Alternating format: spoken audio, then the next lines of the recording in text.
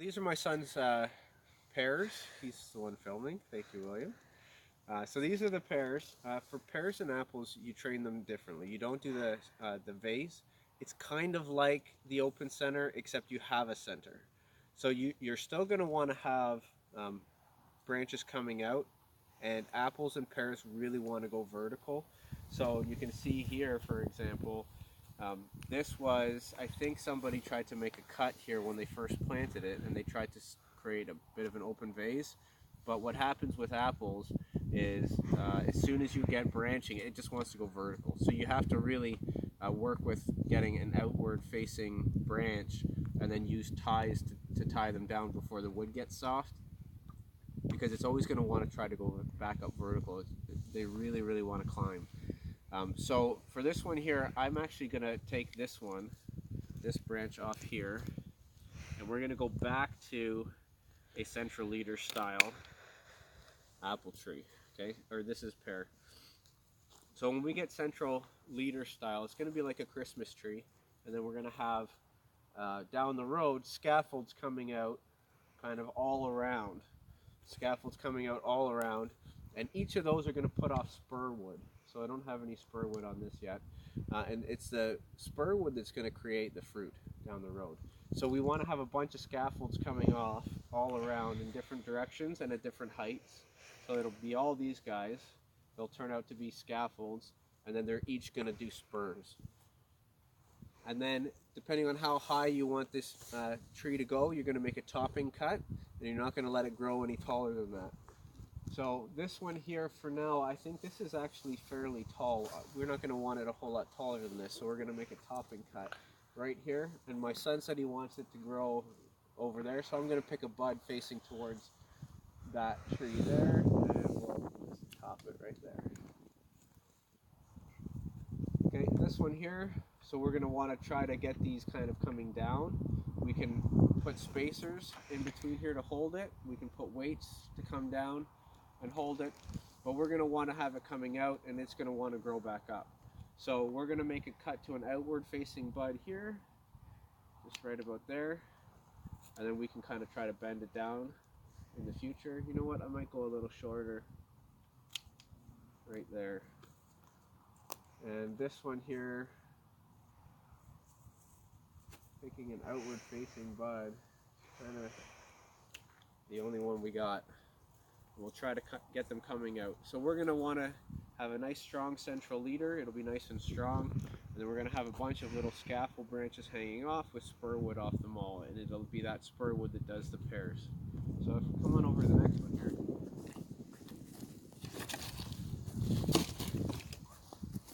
Okay, so this next one here, you can see it's already trained a central leader. There's a lot of damage on the bark.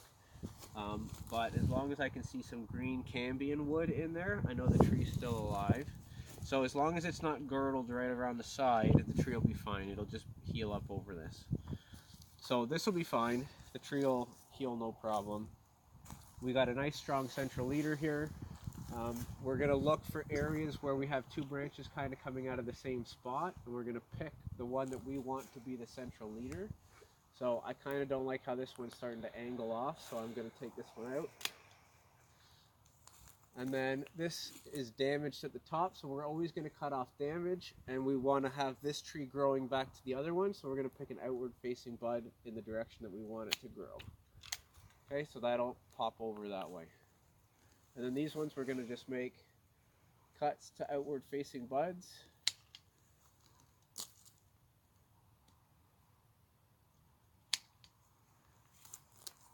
And we're going to take off some of this weak small growth. This one I might keep it too. I'll leave that. I'll see how that grows. So this one here is kind of coming out and going over, so I'm going to take off the vertical riser and have it popping out over here. I might take it down to this bud here and have it filling this space, because I have this one coming out here. The bud at the top here was kind of going that way, so instead of leaning it this way, I'm going to use this bud and try to take it back over this way. And then we take off stuff on the undergrowth. So I'm looking kind of for the difference in heights. These are too close. I'm going to pick one of them. I don't have anything really coming out this way, so I'll keep this one and we'll top it here, have it try to go out that way. And that's pretty much it. This one's done. Okay, so this is a Spartan apple.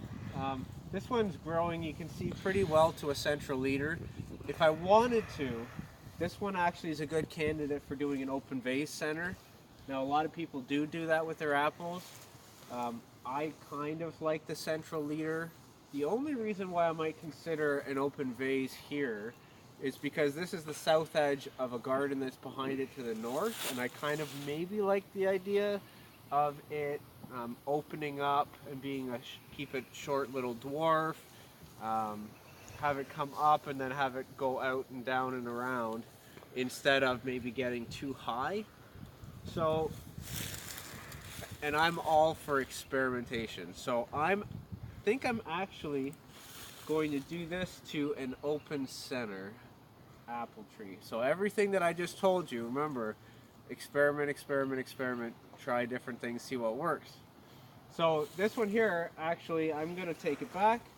What I'm looking for is I'm going to want to have, again, 3 branches around, maybe 4 branches around circumferentially, equidistant from each other, that are going to be the future scaffold branches.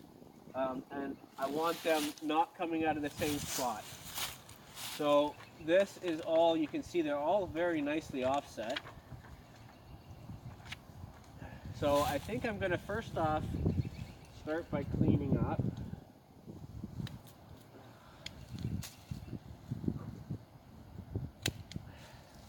Taking off some of this lower growth. And then this is pretty good, nice and low. I kind of want it knee height. So this is a nice one. This is coming out that way. I'm going to want to have another one here, maybe there. This is kind of going the same spot as that. So this one I'm not going to have, and I'm thinking I'm going to cut it right here. I think I'm going to go crazy and I'm going to cut that one right there. So let's do that.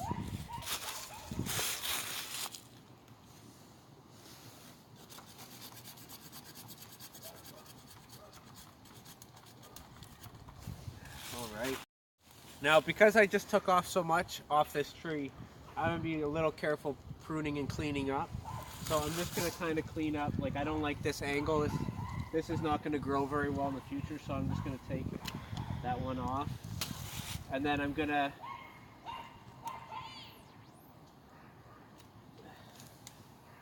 clean these out to an outward facing bud. But if you look, I'm going to have to clean this up, this cut up. I'll bring a nice little sharp knife and clean it up. You never want them flush because you don't want rain collecting. You want to have it angled so that the rain will drop off. And I'm just picking a nice outward facing bud.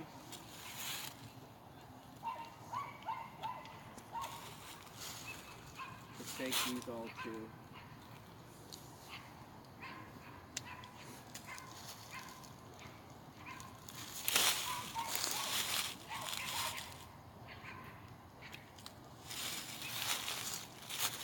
Okay, so that's it. Last thing I want to talk about actually is crotch angle.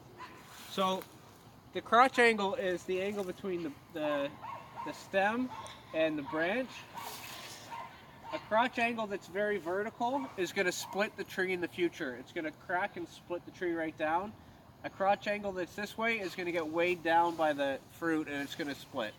So you want to have between 30 degrees and 60 degrees of a crotch angle between your branches. So these branches are all about as good as they get for crotch angle. Alright, so that's it. Talk to you next time.